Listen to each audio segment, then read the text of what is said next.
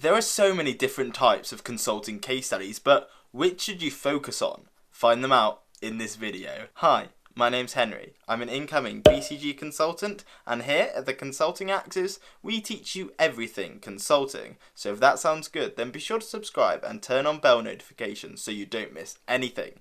But for now, let's get right into the video. So firstly, what do I mean by focus on a case? Well, let's take a pricing case study for example, which is where you're trying to solve how a company should price their products.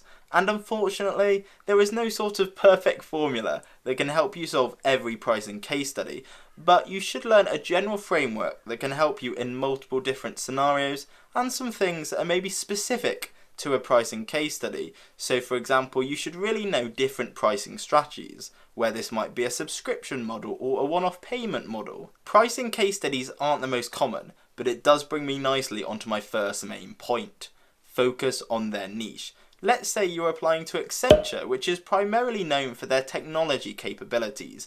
Make sure you can solve a technology case study, because if you go in there and you really struggle to solve a technology case, they might think that that is not the right place for you. So make sure you focus on their niche if they have one. Now let's assume you're applying to a general consulting firm that doesn't really have a niche. So firms like McKinsey, BCG and Bain are really good examples of this. Which cases should you focus on then? All of them? Well, I don't think that is a great idea, because firstly, that would take a lot of time because there are lots of different types of case studies, but also, if you do this, you'll end up force-fitting frameworks, which in a consulting interview is a big no-no, because you need to uniquely solve the case presented to you, because two profitability case studies might need very different approaches to solving.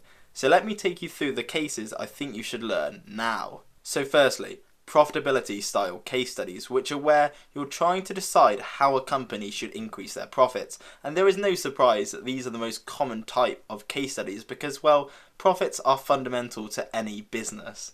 Secondly, market sizing. And these are questions like how many toothbrushes are sold every year in India.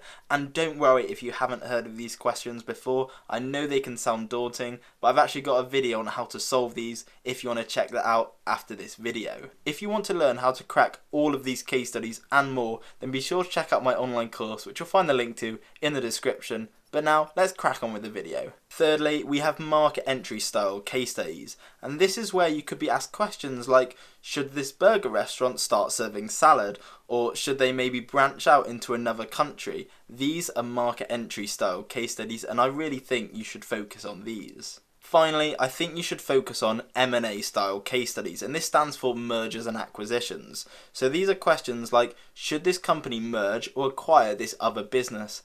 And these are less common, but that's why I think you should focus on them, because it could really throw you off if they ask you this in a case interview.